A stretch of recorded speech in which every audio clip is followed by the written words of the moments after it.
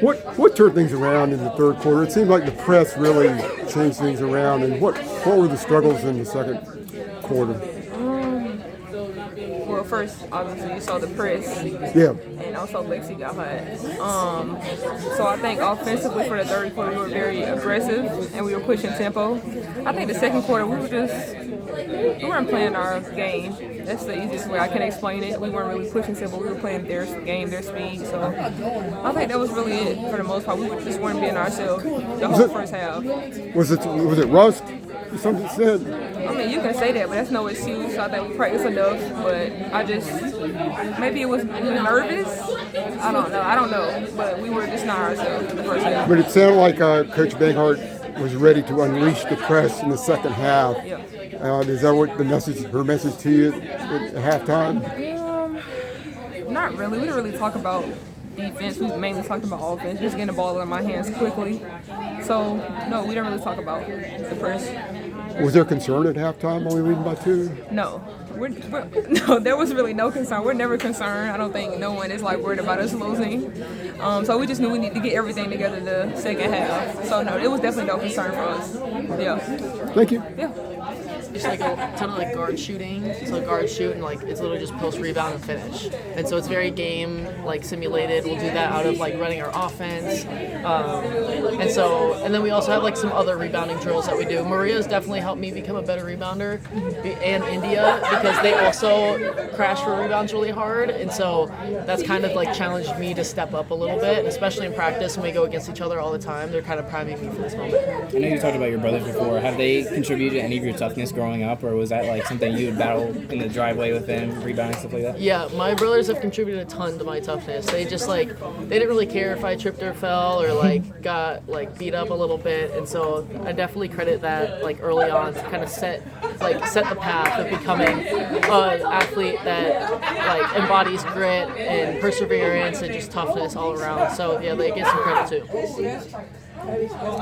How great was it to have that home game again after missing senior day, and then to break the record in the game?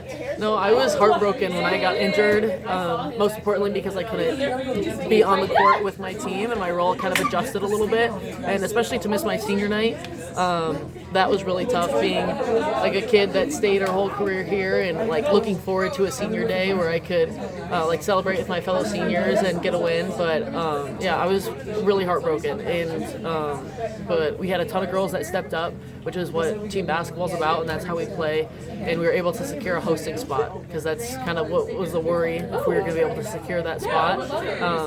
But we never doubted ourselves, and we got that done, and then getting the record is just kind of the cherry on top.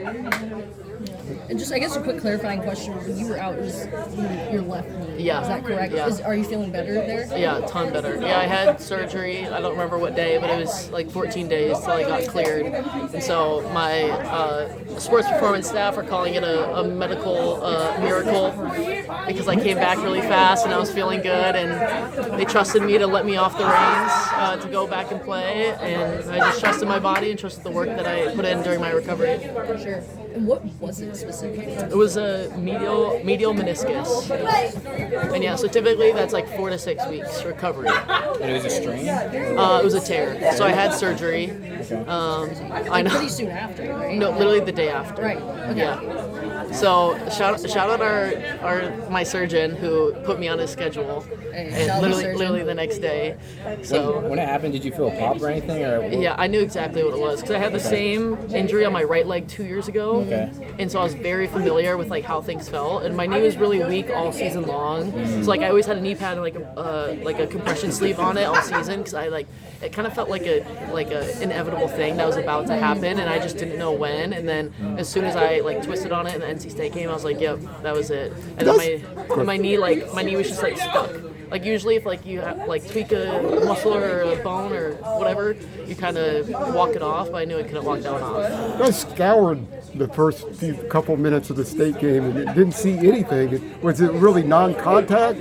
It was non-contact, but I had all my weight on one leg. I was saving, ironically, a rebound from out of bounds, and I twisted on it, and it was literally just the perfect movement that officially tore it. But my meniscus was already pretty torn. It was just it just finished it through. When you tore the first time, how long did it take you to come back? 4 weeks. Okay. And so that was that end of the 4 weeks. I didn't have a practice before our first game of the season. I don't remember so that would have been, I don't know which year it was, but so I played the first game of our season after like not practicing for 4 weeks. And when you came back, what does it feel like? Was it soreness when you first played, or was it like? It's just really weak. Like everything feels weak. So like doing certain, so I've had to be like pretty strategical about like how I move. But like the left side, I had a lot of experience with my first go around, so I knew what I needed to do to get the strength back, and now I feel much better. So Fascinating. Appreciate it. Thank you so much, Alyssa. Congratulations.